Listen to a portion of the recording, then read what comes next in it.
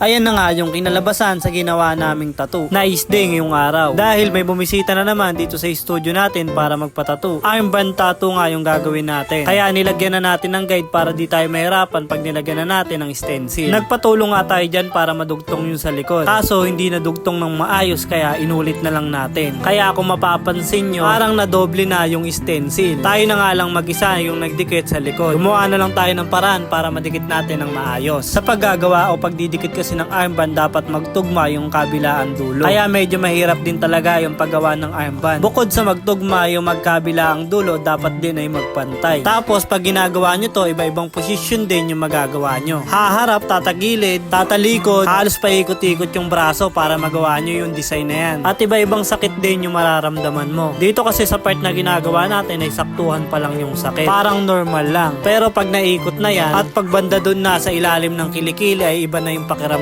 din. Medyo may sakit na at hindi mo mawari yung pakiramdam. Para naman dito sa needle na ginagamit natin na panlinya ay gumamit tayo ng 5RS. Pwede ka naman dito gumamit ng 7RL. Mas sanay kasi ako gumamit ng RS na needle. Lalo na kapag medyo makapal yung gagawin na linya. Pag RL kasi yung ginagamit ko at makapal yung needle na gagamitin, dahil alam naman natin yung RL ay magkakadikit talaga yung needle no, mas mahirap na papasukin sa balat. Para sa akin kasi kapag gumagamit ako ng RS na needle, mas mabilis ko na papapasok yung ink. Dahil alam naman natin pag RS yung needle, medyo magkakahiwala yung needle niya. May magsasabi na hindi pulido yung pasok ng needle. May pagkatotoo din yun. Kaya depende kung paano mo siya gagamitin. Nasa tamang voltage at hagod din ng kamay. At kaya din gumawa ng solidong linya. At nasa sa inyo pa rin yun kung paano nyo siya magagawa. Wala tayong ginamit dito na RL na needle. Dalawang needle lang yung ginamit ko para matapos tong piyesa na to. Ang pinanlinya ko nga ay 5RS at ang pinang shading ko naman ay 11 curve magnum. Pero dito sa gitna ay hindi pa natin mapasok ng maayos yung 11 curve magnum dahil medyo masikip at makipot pa yung design. Kaya itong 5RS na rin yung pinang shading natin. Sakto nga din na pang shading itong 5RS dahil hindi naman sobrang kapal yung isi-shading natin at makakaikot yung needle natin sa loob ng design. Pag gumamit ka kasi dito ng magnum ay mahihirapan ka pa dahil hindi naman ganun kalaki yung isi-shading natin. Pag nagsi-shading naman ay dahan-dahan lang dapat. Huwag ka magmamadali para pumasok ng maayos yung ink. Kung mapapansin nyo nga, gamit ko pa rin yung 5RS na needle. Pwede ka naman na dito gumamit ng mas makapal pa na needle. Minsan ako komportable na ako sa needle kaya hindi na ako nakakapagpalit. Pero advice ko na lang din na gumamit ka ng mas malaking needle pag malaki yung isi-shading mo para mas mabilis mo rin matapos yung piyesang ginagawa mo. Kung mapapansin nyo nga, sa kabilang side ay tinapos na natin. Bago ulit tayo nag-umpisa dito sa kabilang side. Mas mainam kasi na gawin yun, tapusin muna yung kabilang side para hindi na natin balikan. Para malis na rin yung paint. Hindi muna natin nilinyahan lahat. Tapos dito sa kabilang side, same lang yung gagawin natin. Lilinyahan muna natin bago natin i-shading. Gumamit na nga rin tayo ng 11 curve magnum para sa shading para mas mabilis nating matapos. At para sa needle at ink na ginamit natin, lalagay ko na lang sa comment section yung link kung sakaling gusto nyong bumili. Ay na rin pala, tapos na rin pala tayo. Linisan na natin gamit ang foaming soap na antibacterial para matanggal na rin yung excess na ink. At wag na rin natin patagalin. Pakita na natin kung ano yung kinalabasan sa ginawa nating tattoo. Ayun na nga yung kinalabasan sa ginawa nating armband tattoo. At hindi na rin nagpalagay ng white ink si client. At para din sa mga kapatid nating tattoo artist, paano nyo ginagawa yung tattoo armband nyo? Pwede nyo ring i-share para dagdag knowledge sa mga kapatid nating nag-aaral mag-tattoo.